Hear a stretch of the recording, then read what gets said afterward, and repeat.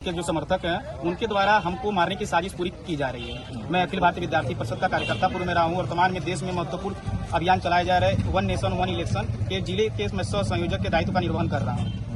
मैं इसलिए आया था कप्तान साहब के पास कि हमारी सुनवाई हो। आगे अगर भविष्य में ऐसा कृत्य उनके समर्थक उनके गुर्गों द्वारा किया जाता है तो जो आपराधिक श्रेणी की जो भी आपराधिक श्रेणी में आता है वैसे कानून के कई धाराओं से उनके मुकदमे लिखकर नामजद मैं प्रेम सागर पटेल को कहूंगा कि प्रेम सागर पटेल ही अगर हमारी हत्या भविष्य में होती है, हमको मारा जाता है, पीटा जाता है तो इसके मात्र जिम्मेदार एक ही व्यक्ति होंगे, वह है प्रेम सागर पटेल। क्यों लग रहा है कोई क्यों आपको मारेगा? सर आशंका है मुझे, मैं पार्टी का निष्ठावान कार्यकर्ता हूं। मैं 2012 से लेके अब तक मैं पार्टी के निष्ठावान कार्यकर्ता है तो प्रेम सागर पटेल भी तो भाजपा के ही विधायक हैं और सभापति हैं। जी बिल्कुल भाजपा के विधायक हैं, कब से हैं सब लोग जानते हैं, जिले में सब लोग जानते हैं कैसा स्वभाव है, कैसा आचरण है। कहने की आवश्यकता नहीं है, न किसी अधिकारी को, न किसी जनप्रतिनिधि को, न किसी भाजपा के पदाधिकारी को कहने की आवश्यकता नहीं है। सब लोग उनके स्वभाव से वाकिफ हैं जिले में। और हम लोग निम्न परिवार से आते हैं और बहुत निम्न परिवार से उठ के हम लोग आगे संगठन में मजबूती से काम करके हम लोग आगे जाना चाहते हैं। तो हम जैसे कार्यकर्ताओं को मैं क्षमा चाहता हूं कि हम जैसे कार्यकर्ताओं को तोड़ने का और मनोबल डाउन करने का काम न करें। हम लोग पार्टी के निष्ठावान कार्यकर्ता हैं, हम लोग भविष्य हैं देश के। हम लोग आगे कैसे जाएंगे जब आप जैसे जनप्रतिनिधि हम लोग को दबाएंगे, मारेंगे, मुकदमा लदवाएंगे।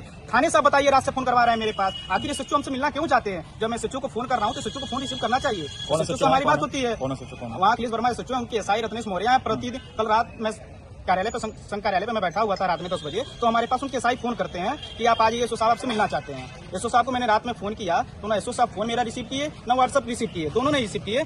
मैं फिर हमारा स्टेटस को सीन कर रहे हैं एसओ साहब, लेकिन रात को फोन नहीं उठ रही है एसओ साहब की। फिर अभी आपके सामने आपने देखा मैं एसपी कार्यालय आया हूँ और कप्तान साहब से मैंने मिला जिले पे, और उनके एसआई जो है रत्नेश मौर्य फिर फोन किए थे, आप थाने पे आए, आप कारण बताएं, मैं आऊंगा। भाई आप पुलिस हमको कारण बताएगी, प्रशासन हमको कारण बताएगी, मैं थाने पे जाऊंगा। हमको कोई हिचक नहीं है शासन में। हमारी योगी सरकार जीरो टॉलरेंस की नीति पे काम करती है। मुझे पूर्ण विश्वास है पूज्य महाराज योगी आदित्यनाथ जी पे कि ऐसे भ्रष्ट जनप्रतिनिधियों के खिलाफ नकेल कसने का काम करें। ऐसे कार्यकर्ताओं को मनोबल टूटेगा तो फिर कार्यकर्ता पार्टी को छोड़ के कहीं और शरण लेंगे। हम जैसे कार्यकर्ता आगे जाना चाहते हैं, हमारा मनोबल ऐसे जनप्रतिनिधि को बढ़ाना चाहिए, यहाँ के लोगों को बढ़ाना चाहिए कि हम लोग देश के भविष्य है। हम लोग पैसा थाने पे दलाली, हम लोग बालू माफिया, हम लोग गिट्टी माफिया नहीं है। हम किसी को आरोप नहीं लगा रहे हैं कि आप चोर हैं, लेकिन अपने आप को आप भ्रष्ट चोर समझ रहे हैं तो आपकी मानसिकता है, हमारी मानसिकता नहीं है। मैंने नामजद किसी भी पोस्ट से हमारा कोई मतलब नहीं है, ना मैं उनको किसी व्यक्ति विशेष को मैंने कुछ कहा है, लेकिन वो षड्यंत्र कर रहे हैं। स्थानीय जैसे उनके समर्थक वैसे हमारे भी समर्थक है। थानेदार के माध्यम से धमकाया जा रहा है। हमको थानेदार के माध्यम से प्रतिदिन नहीं धमकाया जाता, लेकिन कल रात से प्रेशर उनके एसआई द्वारा,